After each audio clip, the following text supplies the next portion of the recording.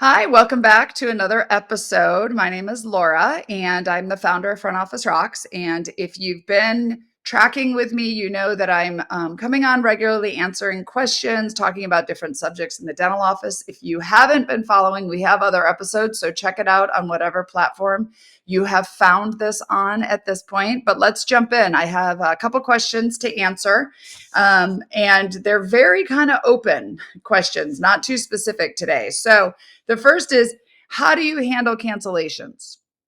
So, how do you handle dental office cancellations from your patients is a really broad question. I'm going to try to tackle it high level. There's a lot of training and lower level specifics that I can't get into in this, or we'll be here for 3 hours. But let's just talk about it in the first place.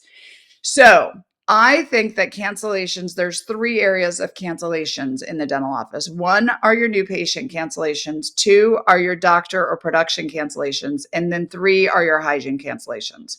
So I'm going to just high level talk about why we have cancellations in those areas and what you can focus on with the training with your team to help improve those areas. So let's start first with new patients. There are two reasons that I think new patients cancel. Now, let me actually back up for a minute. We have to remember what we do for a living. For every appointment that we have in the books, everything in the schedule, we have to remember what we do for a living. We put drills and needles in patients' mouths and people's mouths, and we have them pay us money to do it. So when we talk about cancellations, one thing overarching on all cancellations is to remember that what we do for a living, people don't want. What we do for a living, people will try to avoid. It's not like we are a spa or a new restaurant or a candy store or whatever. We put drills and needles in people's mouths. So there's always going to be the higher level of cancellations or wanting to cancel than any other industry, I think, because it's not fun. Okay. So that's the first overarching. Like if we've got patients in fear, people who don't want to spend the money, people who have, dental phobia, like there's always that. Okay. But now let's specifically jump into each category. So let's first talk about new patients. There are two reasons where I believe new patients have a higher level of cancellations that you can work on in your practice. One is we're not building rapport with those new patients. So we're just hurried up on the phone. We're scheduling them. We're not getting to know them. We're not finding out, a little bit about them. We're not building rapport with them. We're not getting connected to them. And then the second is that we're scheduling them too far out. Okay. And that is where, your schedule is so booked, which might feel good to you, but it's not to a new patient. They're motivated to come in now. They've picked up the phone. They're ready to schedule. And if you're booked out 2 or 3 weeks, you have a higher chance of cancellation. So the two areas I would suggest you work on for the new patients are your phone skills and your schedule, because we need to get new patients in the schedule in the next 2 to 3 days, okay, at the latest, or have the availability to at least. All right, so that's the new patients. Those are the two areas I'd say you work on. Next is production or doctor's appointments. And with that, typically my answer is if we are having a high level of cancellations for doctor, it has to do with your case acceptance. It has to do with your case presentations. It has to do with the way you're presenting treatment and getting them accepted. Because if you're getting cancellations in the doctor schedule, those patients weren't completely closed on the idea of that treatment. We didn't make sure that we handled all of their issues. We didn't figure out the financials with them ahead of time. We put them in the schedule and kind of crossed our fingers and hoped that they would show up. So if you're having a significant amount of cancellations in the doctor schedule, I would suggest you look at the way you're presenting treatment and getting patients to accept. And the number one way to make sure somebody's on board for the treatment is to ask for money, ask for a deposit, ask for a down payment, work out your financing with them, whatever it is, it's to figure out the financials. Because the morning of the appointment, patients wake up and they're like, oh man, I'm scheduled today for a root canal and I've got to pay $1,000. I'm sick, I can't make it, right? So we don't want to put patients in our schedule, especially in the doctor's schedule, especially large production appointments, if we're not sure that that patient is going to arrive. So I would work on your case presentation, case acceptance systems, okay? And then the third part is the hygiene. So if we have hygiene cancellations, that one's a little bit harder to improve or fix, because it is something that we've actually set up for our patients in the dental industry. And what I mean by that is we've allowed our patients to not see a value in hygiene. We've allowed our patients to cancel, to move, to reschedule. We have lots of openings. We're always allowing them to move their appointment up or down or over, because we want to keep hygiene full.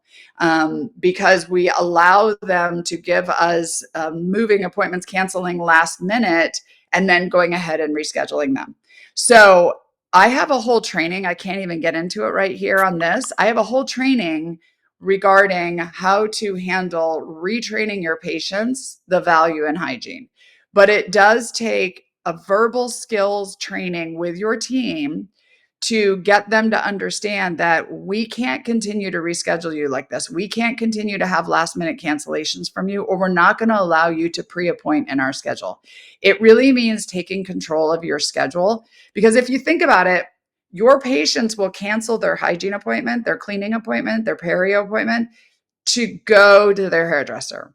Well, why is that? Because if I cancel with my hairdresser, right, it's going to be 3 weeks before I can get in again. Yet they call the dental office and we're like, oh, are you sure you can't make it? Well, let's get you scheduled tomorrow, or we have an opening on Friday. So we make it very easy on our patients, and we need to change that. Now, in order to do this, you need to train. In order to fix any of these cancellation problems, your team has to get trained. I do not feel like a cancellation fee is going to fix the problem. Charging your patients a slap on the hand that says, bad patient, we're going to charge you $100, does not fix the problem. It makes a disgruntled patient and a big problem with AR.